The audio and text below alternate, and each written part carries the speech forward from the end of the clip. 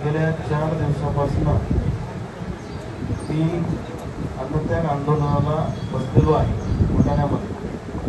विषय असा आहे की सरसकट विराट निराशक कर्जमाफी झाली पाहिजे आणि हक्काचा पीक विमा 24% महाराष्ट्राच्या शेतकऱ्यांना मिळाला पाहिजे। या आंदोलनाच्या पार्श्वभूमीवर ठिकठिकाणी महाराष्ट्रभर आंदोलन सुरू आहे।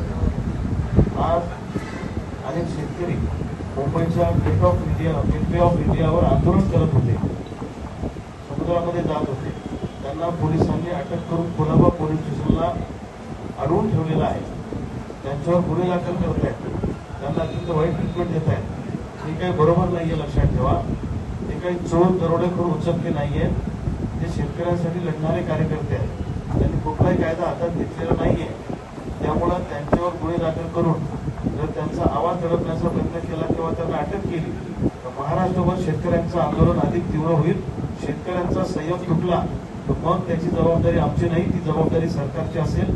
त्यामुळं मी मुंबईच्या पोलीस प्रशासनाला आणि सरकारलाही सांगतो, ज्या कार्यकर्त्यांना कुलाबा पोलीस स्टेशनला अटक केली त्यांना ताबडतोब सोडा, नाहीतर महाराष्ट्रभर शेतकऱ्यांचं आंदोलन अतिशय तीव्र होईल आणि आंदोलन आमच्याही हातात राहणार नाही। ही गोष्ट मी ठणकावून तुम्हाला सांगतो।